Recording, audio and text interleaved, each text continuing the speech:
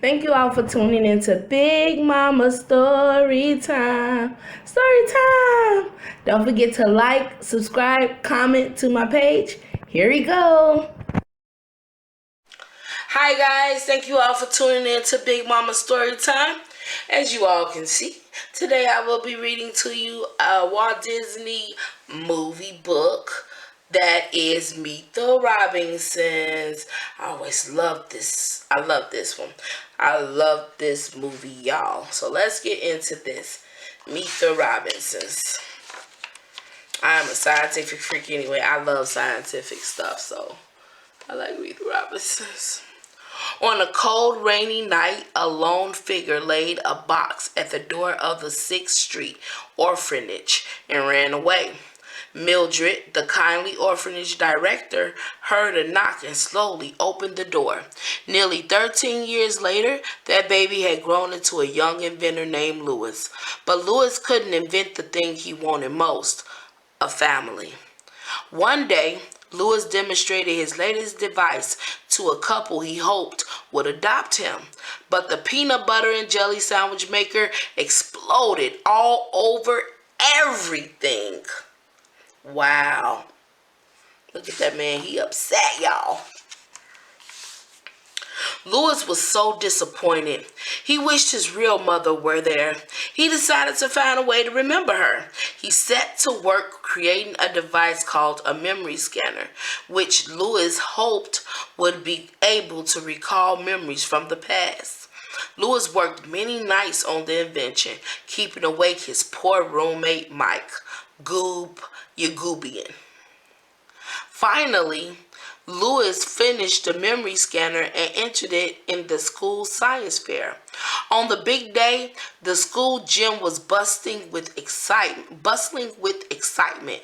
Dr. Crunklehorn, a real scientist with Inventico Lab, was one of the judges. An anxious Louis placed his invention on the table and covered the device with a blanket.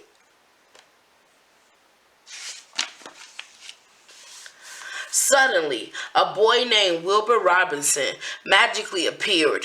Wilbur said he was from the future. Wilbur asked Louis if he had seen a tall man in a bowler hat who Wilbur explained had stolen a time machine. Little did the boys know that bowler hat guy was hiding nearby. His evil partner, a robotic bowler hat named Doris, quietly uncovered Louis's memory scanner with a steely claw. Doris loosened the memory scanner bolts and tore off a bracket. She then slipped away unnoticed. Finally, Louis presented the memory scanner to the judges. With a whirl, the device sprang to life. Then it started to shake. The fan flew off, smashing the ceiling lights. One thing led to another, and soon the entire gym was in chaos. With tears in his eyes, Louis ran back to the orphanage and climbed up to the roof, where he ripped out pages from his invention notebook. Then Wilbur appeared again. "Cuckoo," he said, pretending to be a pigeon. Wilbur insisted that Louis fix his memory scanner to prove he was from the future. Wilbur pushed an unsuspecting Louis into his time machine. "To the future," said Wilbur as they blasted off. Louis's eyes grew wide as he stared out the window of Wilbur's time machine. The future looked amazing. Wilbur kept talking about fixing the memory scanner, but all Louis wanted to do was use the time machine to go back and see his mother. After tearing up the memory scanner plans, Louis grabbed the controls of the time machine. The boys scuffled and ended up crash landing not far from Wilbur's house.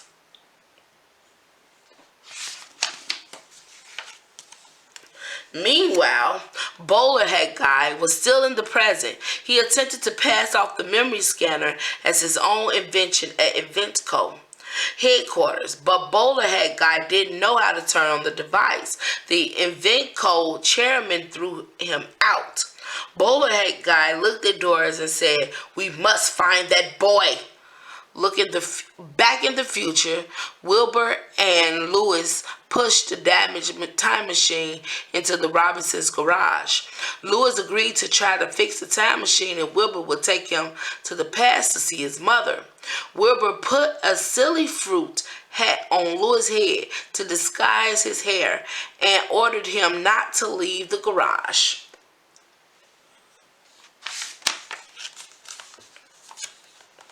Lewis didn't listen. He wandered over to a travel tube and got too close. Whoosh! Lewis found himself rocketing through a maze of tubes that transported him all over the Robinsons' house. At last, Lewis ended up outside and met Bud, Wilbur's grandpa. Together, Lewis and Grandpa took the tubes to every room in the house, and Lewis met nearly all of the Robinsons, including Uncle Gaston, the human cannonball, Uncle Art, an intergalactic pizza delivery guy, Cousin Tallulah, who wore a skyscraper headpiece, Uncle Fritz and his wife Petunia, a hand puppet, and Cousin Laszlo, whose propeller helmet helps him fly. That's a lot of different people. Wilbur was furious when he found Lewis. "I told you to stay in the garage." "I did," said Lewis, "but I went up the tube and I ran into your family," and Wilbur panicked. Luckily, no one had realized Lewis was from the past. Back at the orphanage, bowler hat guy was looking for Lewis, but he only found Goob, Lewis's roommate.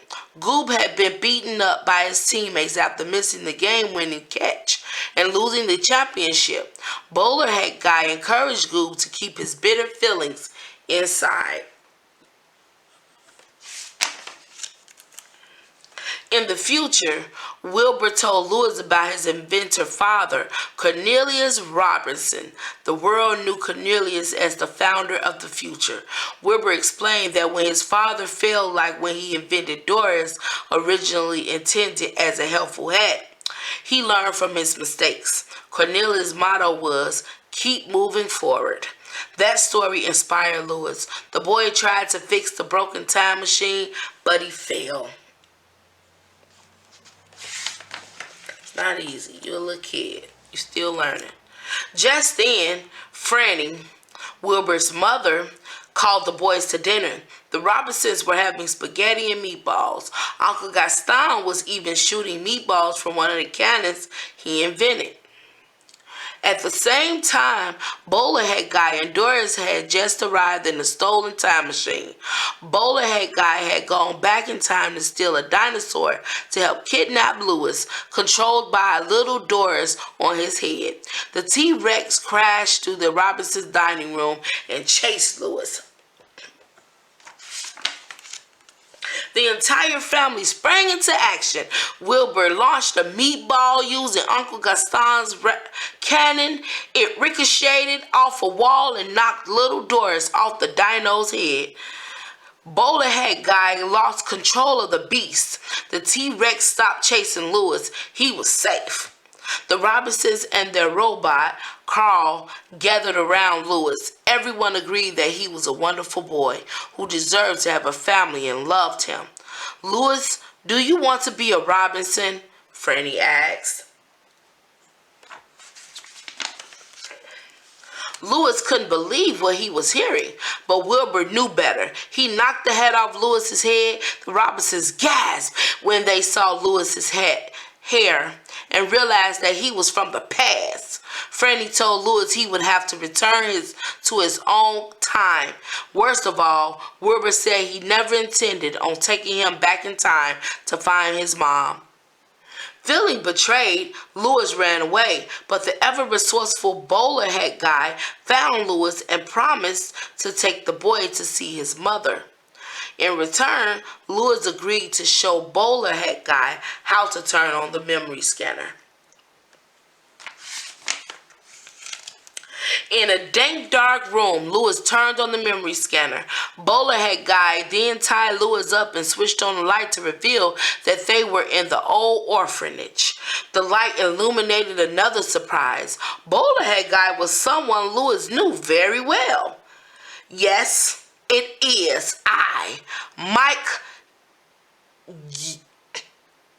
Yagubian, said the weary villain. If you hadn't kept me up all night working on your stupid project, then I wouldn't have missed the catch. Eventually, they closed down the orphanage and everyone left except me. Oh, wow. Holding on to a lot of hostility, bro. Bowler Hat Guy had stolen the time machine in the future to get his revenge on Lewis and ruin the course of his life. Lewis suddenly realized something even more shocking. He would grow up to be the inventor Cornelius Robinson, Wilbur's father. Bowler Hat Guy took Lewis and the memory scanner to the roof where Bowler Hat Guy had parked the stolen time machine. Luckily, help was on the way. To Lewis's surprise, Wilbur and Carl rescued him from the villain. Bowler Hat Guy, who still had the memory scanner, blasted off in his time machine, landing in the present. At Inventico, Bowler Hat Guy convinced the chairman to purchase the memory scanner. If that happened, he would change the future. Lewis' future as a famous inventor would never come to pass.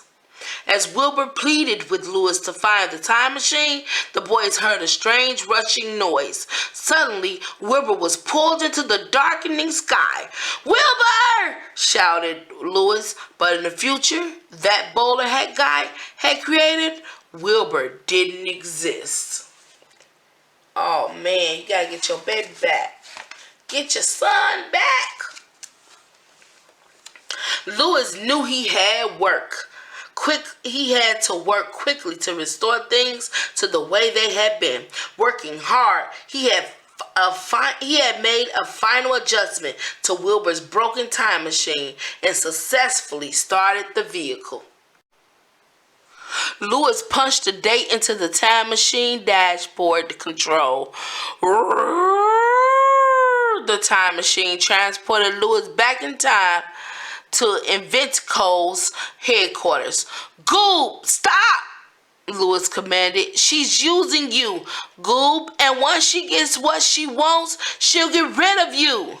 When he saw Doris, Lewis made a promise never to invent her and with that, she instantly disappeared.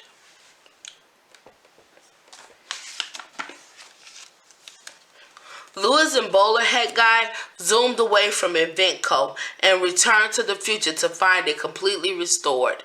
The sun grew brighter as they landed at the Robinsons' house, and Wilbur had returned. When Wilbur saw Bowler Hat Guy, he ran to tackle him. "He's the bad guy!" yelled Wilbur. "No, he's not," said Lewis. "He's my roommate." As the two boys talked, Bowler Hat Guy quietly slipped away. He had decided it was time for him to find his own way in the future. Aww. Everyone deserves happiness. Just then, Cornelius Robinson arrived home and met Lewis. "Wowee!" said Lewis. "So if I go back now, then this will be my future?" "That depends on you," said Cornelius. "You've got to make the right choices and keep moving forward." Lewis waved goodbye to the Robinsons. Wilbur kept his promise to take Lewis back in time to see his mother. This was a chance Lewis had been waiting for all his life, but he knew he had to move forward and live the life that was waiting for him. So Lewis got back into the time machine.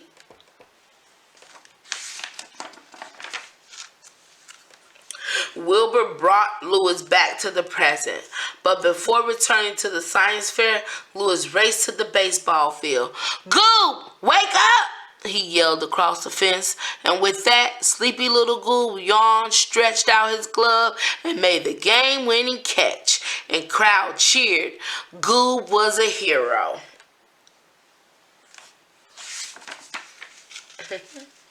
Lewis returned to the science fair and asked for a second chance to demonstrate his invention. Dr. Crunklehorn volunteered to test the memory scanner.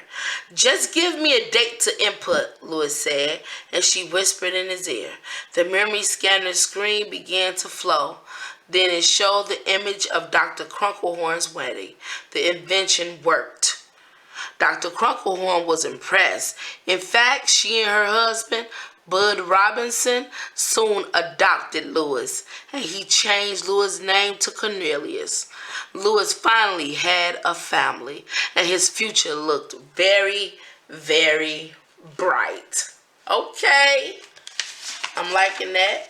All right, guys, that was Meet the Robinsons, Walt Disney's Meet the Robinsons. I hope you guys like this book.